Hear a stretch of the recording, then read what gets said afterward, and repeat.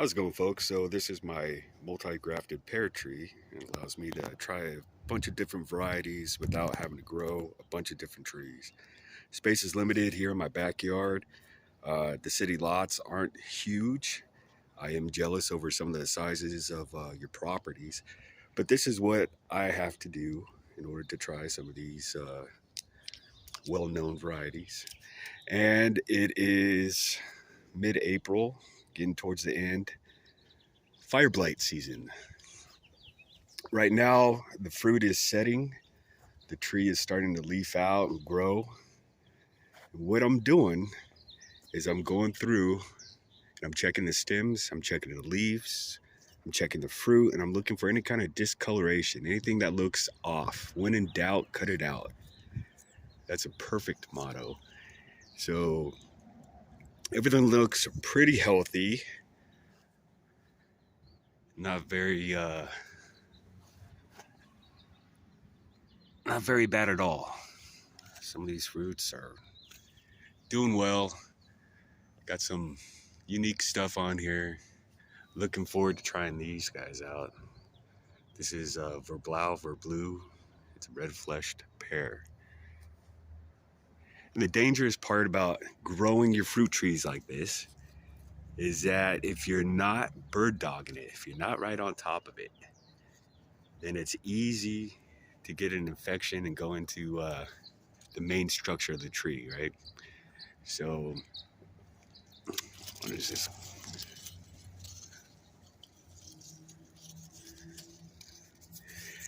This is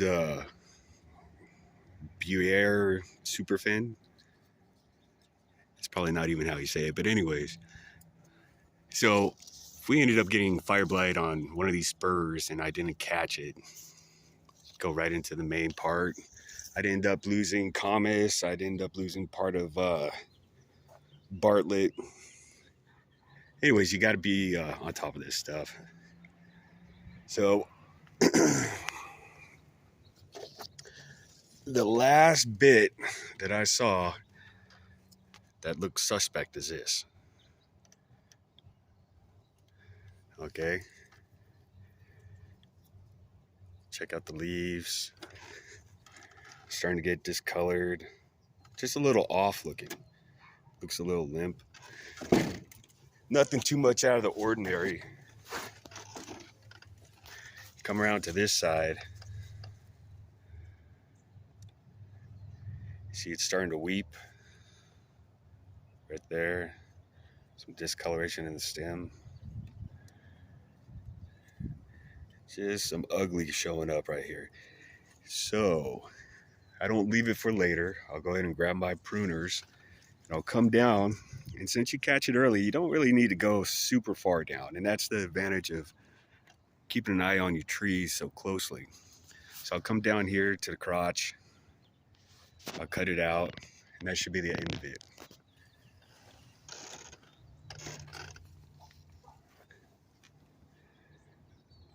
Been spraying it pretty regularly. And it's doing well. You know, you let them spur up.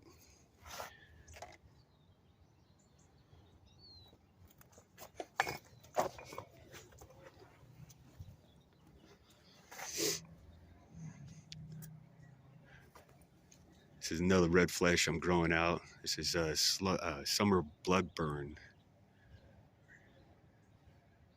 That shouldn't be too bad. And pears, man, they're finicky. You could spray them. A lot of people end up saying, "Oh, what's this black shit on my leaves?" You know, and they just got done spraying some neem oil or whatever. Well, that'll burn your leaves. And then people will tell you that's fire blight. You end up cutting your tree down. Then you find out a couple years later after you've done this that pear leaves, they'll burn, they'll look funny. Like this.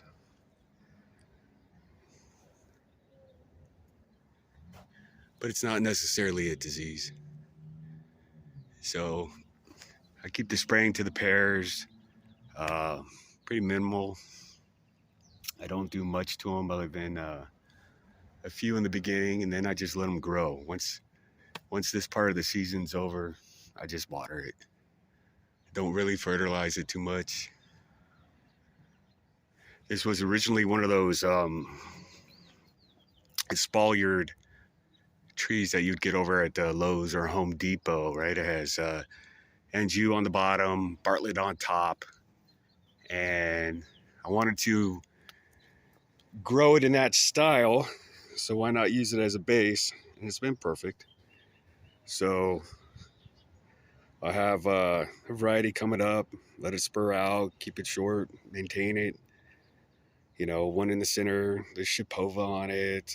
There's a few different ones on the tree here, but everyone will have its spot. You know, and if you maintain it well, you can produce enough fruit for your family. You know, at least to get an idea as to what pears you want to grow. And that's the whole idea behind this. Is I don't know very many growers of fruit trees in general, you know, let alone ones that are close enough to say, hey, Dan, why don't you come over and try this pear? It's awesome, you know? So the only way I'm ever going to try some of this fruit that other people are growing and raving about is to grow it myself, you know? So, see, I think this was Magnus right here.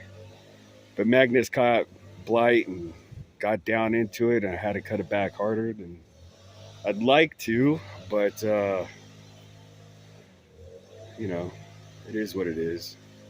I lost another one. I forgot the name of it, but it was a hybrid.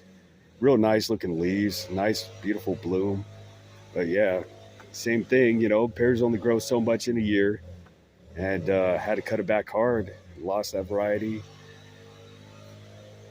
Anyways, you guys have a great day. Take it easy.